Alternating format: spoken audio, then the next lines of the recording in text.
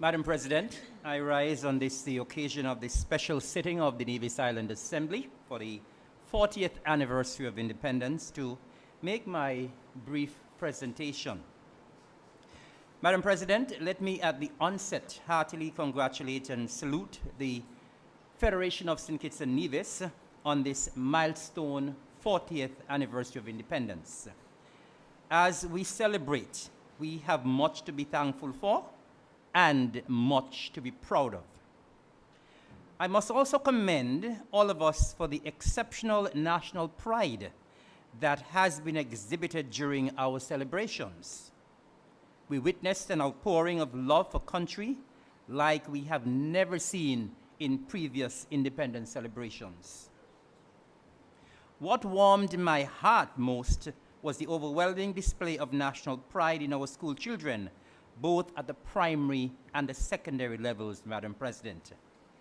I must also congratulate all for the maturity with which we have conducted ourselves during the celebrations.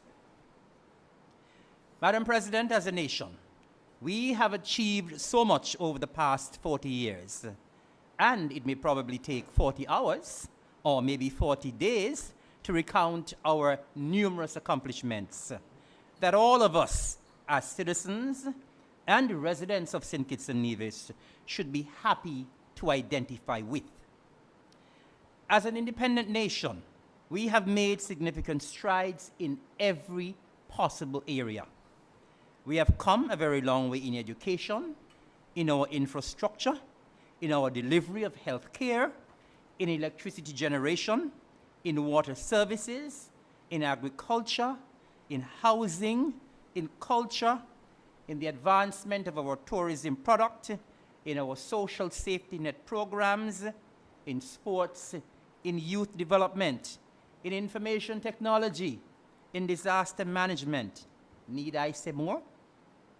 Not only have we grown in leaps and bounds in these areas, but we are actually leading in the region in some of them. Madam President, do we think that it is by chance that so many of our Caribbean brothers and sisters are now making St. Kitts and Nevis their home? Certainly not. It is because of the fast pace of our advancement why we have witnessed this. I want to take this opportunity, Madam President, to pay homage to all of our past prime ministers and premiers for their outstanding efforts in leading St. Kitts and Nevis during the past 40 years of nationhood. Their work has certainly borne fruit, which we are now enjoying today. Even though our achievements have been countless, Madam President, we have had probably more than our fair share of challenges. We have experienced several hurricanes and storms that have decimated our agriculture industry and devastated our Twin Island state. If these storms have not been enough, in recent times we have witnessed extreme weather patterns resulting in severe droughts and excessive rainfall, resulting in, on one hand, in water shortages, and on the other hand, in severe damage to our infrastructure. Madam President, climate change is real, and we here in the Federation are at the receiving end of its devastating impacts. Our peace and tranquility have been marred on numerous occasions, thus seeing our crime rate escalate at times to the point of being called the murder capital of the world. If all of this have not been enough, Madam President, our nation, like all others in the world, had to withstand the rigors of the COVID-19 pandemic, which almost grounded our economy to a halt for 2 long years. This, of course, rendering tourism, our mainstay, almost useless.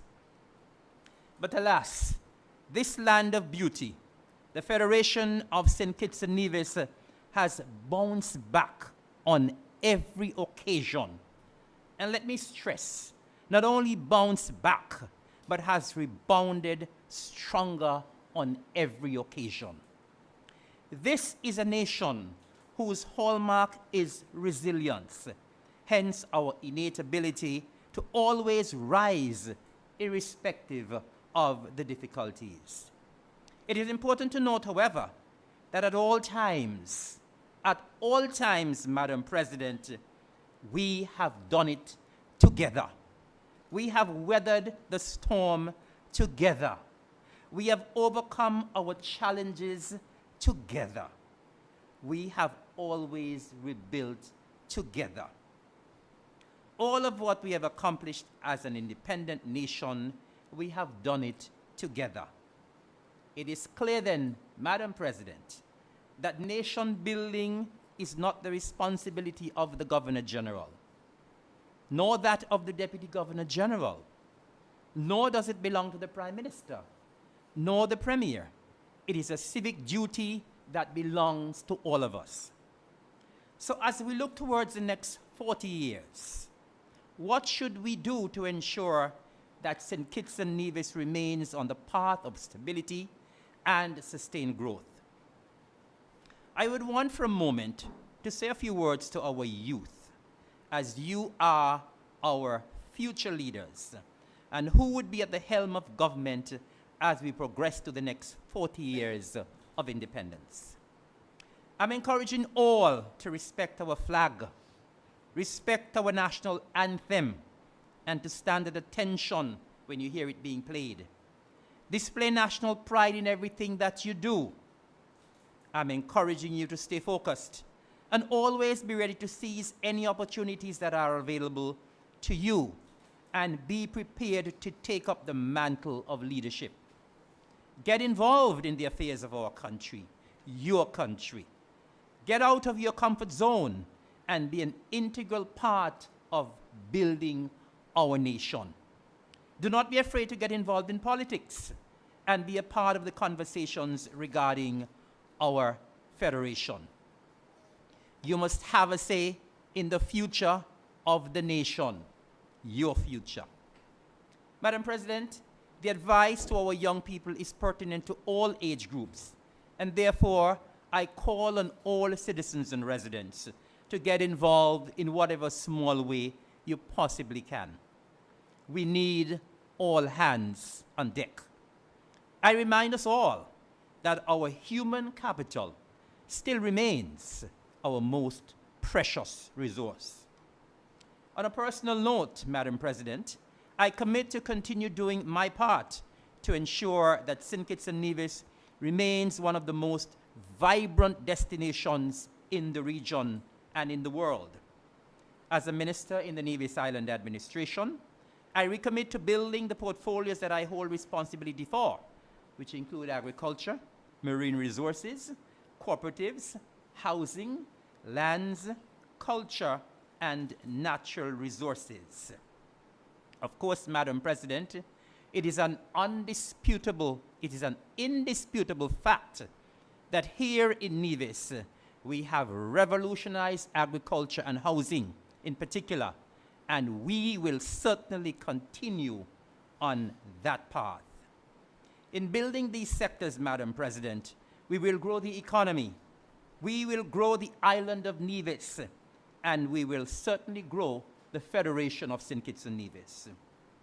As we continue to celebrate this milestone, I call on the Prime Minister, Dr. the Honorable Terence Drew, and the Premier of Nevis, the Honorable Dr. Mark Brantley, to continue to collaborate, to continue to work together for the good of the Federation and all its citizens and residents.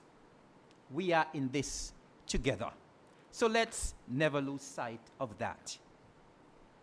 According to the words of King Conris, let us on this, our 40th independence anniversary, take the oath. Take the oath to love our country. Take the oath to build our country. Take the oath to respect our national symbols. Take the oath to unite for the good of the nation. And take the oath to work together to keep our nation on the path of stability. So as we continue to celebrate and bask in the glory of our 40th anniversary of independence, let us with confidence, Madam President, and renewed hope, look towards the next 4 decades of continued growth. Let us together build a land of beauty and a country where peace abounds. Let us be guided at all times by our motto, country above self. That momentum that we have for the 40th anniversary, let's increase it and bring even more zeal and enthusiasm to our 41st anniversary and beyond. 3 cheers to the Federation of St. Kitts and Nevis. May God continue to favor and bless St. Kitts and Nevis and all of us. Happy 40th anniversary of independence, St. Kitts and Nevis. May it please you, Madam President.